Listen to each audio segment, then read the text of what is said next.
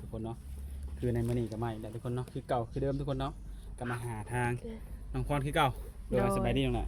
โดยสบายดีอุ้ยเหรอลืม ทุกคนเนาะ เดี๋ยวผมกด คือมาในมื้อนี้ก็เจอกันอีกแล้วเนาะทุกคนได้กินข้าวเที่ยงแล้วบ่เนี่ย ยังกำลังสีเห็ด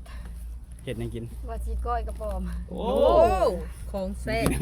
จะได้มีผมอยากนี่ โด โห น ดัง มีแต่ของหมักเลยเฮ้ยอันนี้ ให้ไปหากระปอม ร้านไปแล้วมันไปน้ำงัวแล้วมันคล้องมาเมื่อวานนี่ ของโปรด ได้หลายบ่ ได้ประมาณ10ปลายตัวเลยเห็ดแล้วเมื่อวานนี่ อืม แจ่วกินแล้วหาตัวเอาแล้ววันนี้สีก้อย โอ้เปลี่ยนเมนูใหม่ โดย โอ้กระป๋อมหลายไหมเพิ่นบอก มีอยู่ได้คันเด็ดก็ออกลายอยู่กระปอมพอได้กิน เป็นหนึ่งกระป๋อมกาบ่หรือกระป๋อมขาวแดง มีครบเบิดแต่ว่ากระปอมกาบ่ค่อยหลายมันบ่ค่อยมีกกไม้นะ อืม ส่วนหลายจะเป็นกระปอมข้าวแดงบ้านเฮา เอาตำหัวตำอย่างนี้เนาะ โดย โอ้ตัว เน็ตเบิร์ด อาหารแซ่บในฤดูนี้เนาะ โดย โดย หมูโทเขามันสั่นคนเนาะก็ถือว่ากำลังสิเฮ็ดแต่ยังบ่ทันได้กินเนาะ กำลังสิเอาออกไปเฮ็ด กำลังสิเอาไปเฮ็ด โดยเพราะว่าอ้ายไปตัดอ้อยได้เฮ็ดกินถ่าจ้ะเพิ่น โอ้โดย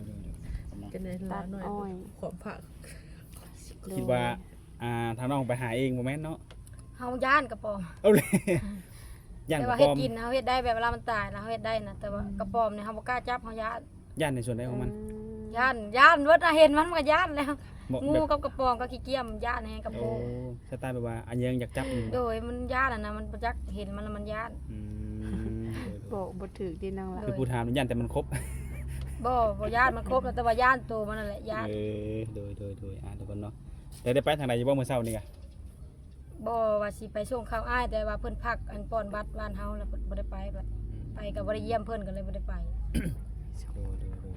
ก็เลยว่ามื้อนี้บ่ได้ไปทางไหนเลย โดย ทุกคนเนาะคือมาในมื้อนี้ก็สิมาถามในเรื่องน้องนี่เนาะ โดย ก็คือเปิดใจไปแล้วอัปเดตกันไปแล้วเนาะเป็นจังไดมีความคืบหน้าจังไดบัดนี้ ว่าบ่มีหยังก็สิไปไทยแหละ สิไปแล้วบ่นี่ คิดจะไปแล้วแต่ว่ายังบ่มีเงินยังอยู่ในช่วงหาเงินอยู่นะว่าอยากได้แบบหาเงินแบบไปขายไข่มดดอกบัวแดงพอได้มาซื้อข้าวมาให้แม่หลายๆแล้วก็จังสิไปว่าเดียว เป็นห่วงเพิ่นเด้เพื่อนเงินเดือนสิออก จังหน่อยก็มีตุนมาให้เพิ่นก่อนเนาะ โดย แม่ว่าคือนี่ โอ้ ตัดผมแล้ว ถ้าว่าไปไทยได้ข้ามมาไทยต้องใช้งบหลายปานใดนี่ เฮาก็บ่ฮู้คือกันเพราะว่าตอนนี้กับตอนนั้นมันบ่คือกันนะตอนก่อนค่อยไปมันบ่ได้มีบัตรตอนนั้น แบบนี้ได้สาแบบน้องแบบมั่นใจสิไปต้องมีเงินติดตัวเท่าไหร่ ค่อยอยากได้จัก 2-3 พันนี่แหละเพราะว่าเพื่อค่อยไปอยู่ได้จ้ะเพื่อเงินเดือนออกก็เพื่อกินเพื่อจ่ายตัวเองแน่ 2-3 พัน โดย คิดว่าจะเอาหลาย4-5 พันอยู่แม่นเนาะ2-3 พันนี่คือไปได้แม่นบ่ โดย อืม ค่าจกค่าบัตรเช่าห้องได้ซะกินได้ซะ แต่ว่างานนี่จะได้แล้วงานน่ะ งานยังบ่ทันได้ งานก็ยังบ่ทันได้ โดย บ่มีใครติดต่อมาเลยบ่ทางงาน มี ทาง เพิ่น หยัง ถามอยู่งานโรงงานแต่ว่านี่บ่มั่นใจนะ โอ้มักว่างาน เฮ็ดได้อยู่มันบ่แม่นงานก่อสร้างมันเป็นงานโรงงานปกติทั่วไปอะนะ โดย เพราะว่าเคยเฮ็ดมาแล้วงานโรงงานก็ธรรมดา แต่ว่าที่ว่าบ่มั่นใจในแบบใดบ่มั่นใจนะ บ่มั่นใจคือเฮาบ่มีเงินแล้วเฮาบ่ได้หาไว้นะ โอ้ยันไปแล้วยันมันบ่เป็นคือที่คุยกันเนาะ โดยถ้าว่าเฮามีเงินติดตัวจังว่าแบบบ่เป็นตาอยู่ก็เฮาก็ไปได้อะนะ หาหุ่นเขาแล้วคุยเขาบ่ได้ โดยทุกคนเนาะก็คือว่าชันว่าสิเนาะคือมาในมื้อนี้ก็มาตั้งหน้าหรือว่าตัวแทนเนาะของคันสิว่าของ FC หรือว่าผู้ใหญ่ใจดีก็ว่าได้เพราะว่าทางน้องกับอ้ายเพิ่นนี่ก็ยังบ่ได้โอ้ลมกัน โดย ยังบ่ทันได้รู้จักกันเนาะ มีคนแล้วก็ เพิ่นก็เลยให้ทางทีมงานเฮาหรือบ่าวเชิดนี่น่ะเป็นสะพานให้เพิ่น โดย ให้นี่ ก็คือมีน้ำจิตน้ำใจเบื้องต้นมาให้เพิ่นฝากเงินมาให้เนาะว่าไงกันเนาะฝากเงินมาให้ก็เป็นจำนวนอยู่ 2,000 บาท โดย อาจจะให้น้องนี่เป็นไปบริหารเองเนาะ โดย คือเขาหมายเพิ่นก็อยากฝากมาช่วยในเรื่องการซื้อเขาวซื้อหยังนี่แหละประมาณนี้หั้นนะคือน้องก็ซื้อเขาวกินแต่ละมื้อเนาะอะไรเพิ่นก็เป็นจิตใจฝากมาให้ก็เป็นจำนวนเงินอยู่ 2,000 บาท แต่หลังจากจบคลิปนี้แล้วก็สิมีการอาจจะแลกเฟซแลกไลน์ให้น้องนี่ก็โอ้ลมกับเพิ่นแล้วขอบคุณเพิ่นกันเนาะ โดย โดยเอาทีละคนได้มอบเงินให้เพิ่นก่อนเป็นจำนวนเงิน 2,000 บาทเลยเนาะโดย เข้าใจได้เลย โดยถือมาฮอดมือเป็นทีเรียบร้อยเนาะเป็นยังไงมีความรู้สึกเป็นยังไงตอนนี้ ดีใจอยากแบบว่าคันว่าเฮาซื้อข้าวได้เป็นสอบแล้วแบบเฮาไว้แม่เฮาก็บ่ได้กังวลหยังอะนะไปเฮ็ดไปหาหยังก็ยังพอได้เงินแบบเตอร์กันนี่แหละอันสมมุติว่าก็ โดย 2,000นี่ก็ประมาณล้านเนาะรักมันเนาะ โดย รักล้านนี่ได้จักสอบก็ซื้อเขาเนี่ย 2,000นี่ได้2สอบเลย สองสอบ โดย ตกสอบละ1,000แม่นบ่ แม่น โอ้อะแต่ว่าน้องจะไปซื้อ2สอบหรือว่าซื้อสอบหนึงก็ขึ้นอยู่กับตัวน้องเองเนาะ โดย เพราะน้องเป็นผู้บริหารเองหรือว่าสิเอาไปต่อทุนในการเดินทางไปทำงานก็แล้วแต่น้องตัวนี้ โดย เนาะเพราะน้องจะอูดีภายในครอบครัวเป็นอะไรเนาะ โดย อืมเดี๋ยวทุกคนเนาะมีแต่ว่าทางบ้านเองก็ขอบคุณทางอ้ายเพิ่นนั่นแหละเนาะที่เชื่อใจและไว้วางใจบริษัทมาเป็นต่างหน้าหรือว่าเป็นสะพานให้ในมื้อนี้เนาะโอเคทุกคนเนาะเป็นจังไดเรื่องผู้บ่าวของน้องเป็นจังได คุยกันยังคุยกันอยู่แบบมื้อใดแบบเฮาย่างเวียกกับเฮาบ่ได้คุยนะบ่ได้เฮาไปก้านไปหยังเฮาก็บอกเพิ่นไปก้านเกียรตินะ โอ้ เข้ามาเทื่อเฮาก็มีทางไปกับไปก้านกบก้านเกียรติเฮาก็ไปนะเพราะว่า อืม เกียรติก็มันก็ได้ขายได้ซะเฮาก็หากันช่วยกัน เอาง่ายคือมันก็เป็นเงินเฮาเนาะ โดย หรือว่าเป็นรายได้เนาะ โดย โอ้โดย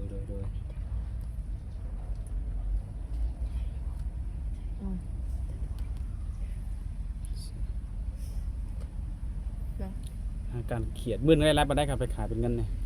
ค่อยลวกไปขายแต่ว่าเขายังบ่ขายบ่เห็นหมู่ขายแล้วแบบว่าถ้าเฮาเอาไปก็คือสิได้ขายนะไปกองขายกองละ50 บาท โอ้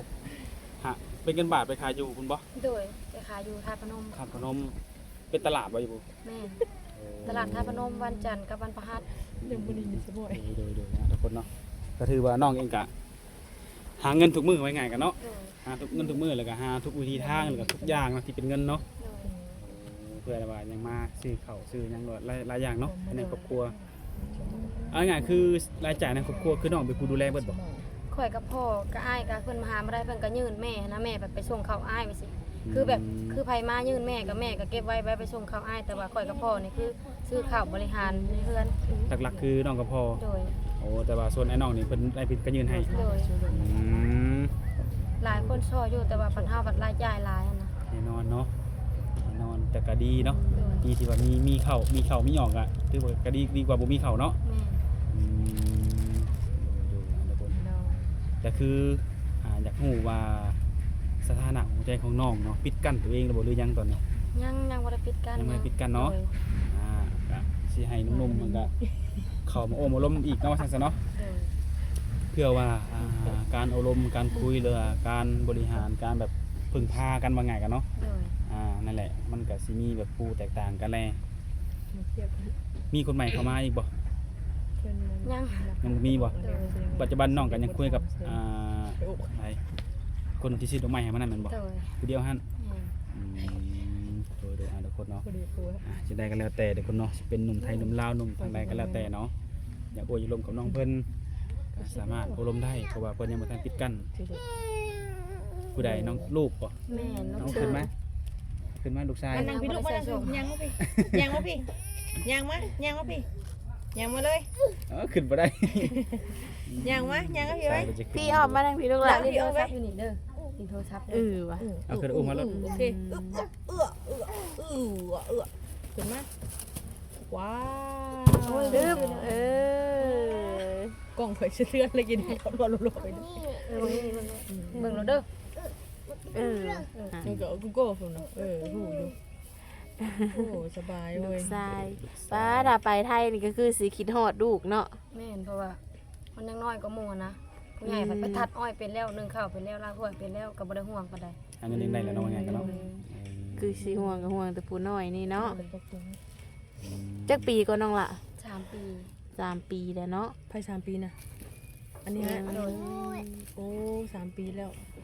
โดย 3 ปี3 ปีเต็มบ่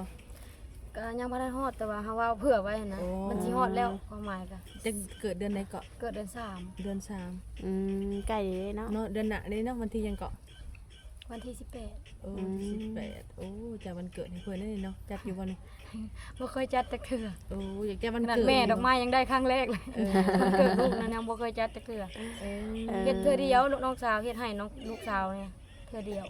แต่ว่าเฮายังบ่เคยเฮ็ดให้เขาจักเทื่อ ไว้ผู้ใดเนาะให้เพิ่นมีพอใหม่เนาะมาจัดให้เด้ แม่น เออ อนาคตบ่ บ่ได้เป่าเนาะเป่าเค้กอยากเฮ็ดอยู่บ่เลยอยากเฮ็ดให้ลูกอยู่บ่เลยจะมัน เคย เกิดให้ลู เค ก ยคิดอยู่แต่ว่าเฮาบ่มีเฮาให้เขาได้กินดีกว่านะ อืม เป่าเค้กเป่าหยังผัดเพื่อหาเงินมาเป่าเค้กผัดซื้อกระต้มขนมให้ลูกกิน10เช้านี่ดีกว่า เนาะ โดย อืมโดย คือน้องก็วางแผนสิไปไทยเนาะ โดย ในใจอยากเฮ็ดงานหยัง ในใจเฮ็ดงานหยังก็ได้ขอแต่บ่แม่นงานก่อสร้างงานร้านอาหารงานบ้านแล้วก็งานสวนก็เฮ็ดได้ขอแต่บ่แม่นก่อ ส่ ส วน ร้าง ก็เฮ็ดได้บ่น้องล่ะ ก็สากกระเบก สายดุยเนาะ เบกปูนมือวักเลย โดย เฮ็ดบ่งานกรีดยาง กรีดยาง งานสวนเนี่ย สวนยาง กรีดยางบ่ต่างจากก่อสร้างเลย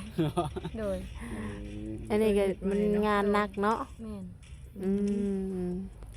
ถ้ายามผลเฮาก็ถิ่มยางมันก็บ่มีกำลังใจนะคันเป็นยามผลก็คือแบบบ่มีกำลังใจเลยเวลาเฮากรีดยางมันได้ถิ่มตลอด อืม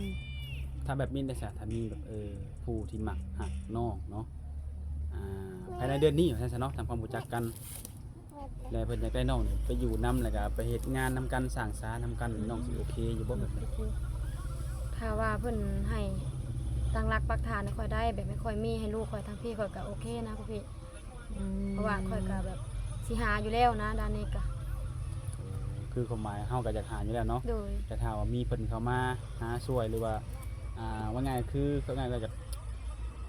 นุ่นหลังเนาะแบบให้ลูกชายลูกสาวเฮาเนาะ แม่น หรือว่าภายในเฮือนในชานเฮาเนาะ แม่นเพราะว่าเฮือนหมู่นี่ก็บ่ฮู้ว่าสิอยู่ได้ฮอดมื้อใดหันนะเฮาก็อยากมีเป็นของตัวเองแน่มีก็บ่แม่นอันอื่นดอกเอาไว้ให้ลูกนั่นแหละอยู่ อืม โดยคนเนาะ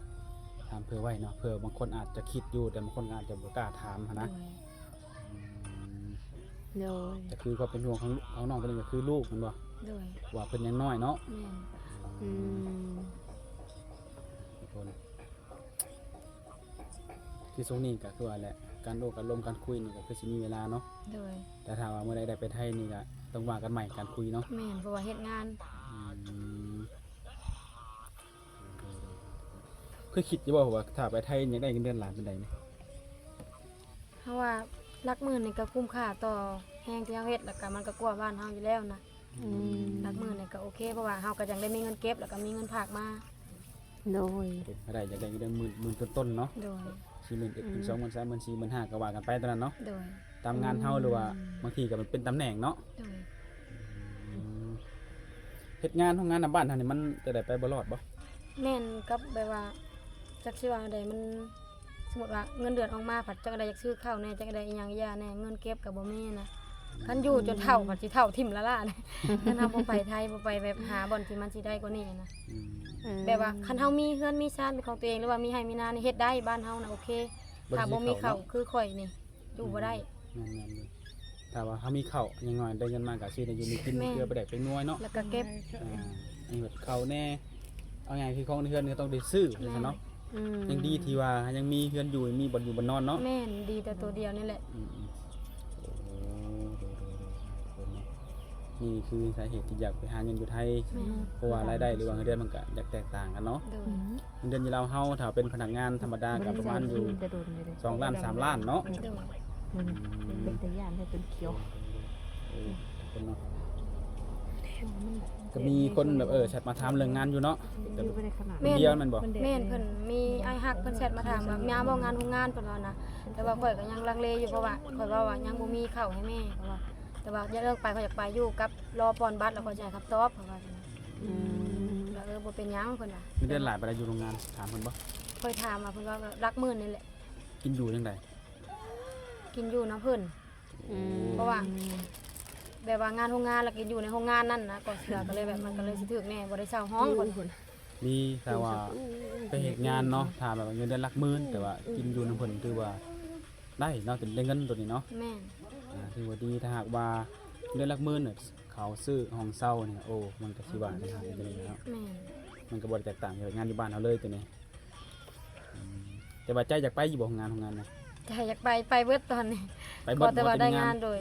โอ้แต่ห่วงแต่ว่ายันแต่บ่มีเข้า แม่นยังแบบว่าเพื่อเงินเดือนสิออกอะนะบ่ฮู้ว่ามันสิเบิกได้บ่ น้องเฮ็ดวิธีได้ซะเพื่อสิได้เข้ามาให้แม่ไว้มาให้แม่ก่ ข่ อ อน ยก็ไปขายมะแดงและขายผักขายหญ้าไปก่อนซ้ำได้หันนะกะ มื้อหนึ่ ว่าง คันว่าได้แล้วก็ ลายปานใดมื้อหนึงไปขายเลย ก่อนค่อยไปขายไข่มดแดง3โลเมื่อกี้นี่ค่อยได้1,000 1,000 โดย 1,000 บาท 1,000 ได้1,000 โอ้ เหลือค่ารถค่าเรือก็เหลือ700-800พุ่นแหละก็ใครแน่เนาะมันเป็นเงินบ้านเฮามันก็หลาย ดูโอ้ตอนนี้มีเขามีสต็อกมีเหลืออยู่ป่ะตอนนี้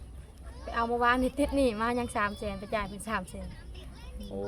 เส้น แม่นเพราะว่าเพื่อเฮาไปขายไข่มดแดงมาเฮาจังให้เพิ่นนะ คือตอนนี้เอาง่ายเขาคือยังชอบเดียวแม่นบ่ แม่นไปเอามาเมื่อวานนี่ได้สอบหนึงแต่ว่าเซ็นเพิ่นนั่นแหละ อืม จ่ายเพิ่นครึ่งหนึงนะครึ่งห ได้ นึง ครึ่งหนึงเนาะ โดย ส่งไปตลอด โอ้เดี๋ยวๆก็ถือว่ามาเมื่อนี้ก็กระตุ้นแรงเนาะเพิ่มเติมอีกเพราะว่าได้เงินมากับ 2,000 บาท โดย นั่นแหละทุกคนน้องไปซื้อเขาหรือว่านี่แหละแต่คือทางว่าเสียบาลเนี่ยทุกคนแรกเป็นน้องเพราะน้องเป็นผู้บริหารเองบัดนี้เนาะ โดย เลยอ่ะก็มีตามนั้นแหละทุกคนเนาะถ้าหากว่าผู้ใดเห็นคลิปนี้แล้วเนาะเกิดว่าอยากสวยเรือเนาะสิเป็นเรื่องเขาเรื่องน้ำอาหารไปแห่งกะตามทุกคนเนาะกะทักมาหาเพิ่นโดยตรงได้หรือว่าอยากผ่านซื้อกับทักมาหาทาง YouTube มาได้เนาะตามช่องเนี่ยทุกคนที่มาถ่ายคลิปน้องคนนี้มานี่แหละมาได้เฮาก็ยินดีเป็นสะพานให้เพิ่นทุกคนเนาะ มื้อนี้ก็คือสิบ่มีหยังหลายก็สิขอรบกวนน้องเวลาเท่านี้แหละเนาะเดี๋ยวว่าน้องก็สิได้ไปอยู่กินกับกินข้าวกินน้ำเนาะตอนนี้ก็มันก็เวลามันก็เลยเที่ยงไปแล้วทุกคนเนาะ โด อ่ะ ย ยังไงก็ขอให้น้องโชคดีโชคหมานเนาะให้ไปเฮ็ดเวียกก็ขอให้เจองานดีๆเท่าแก่ดีๆเงินเดือนดีๆเนาะถ้าว่าเนื้อคู่ก็ขอให้พบเจอคนดีๆนิสัยดีจิตใจดีเป็นพาเบิ่งพาอาศัยได้เนาะ โดย อ่ะสำหรับหลายๆคนเนาะโอเคน้องหล่ะโอเคงั้นสบายดีน้องหล่ะ สบายดี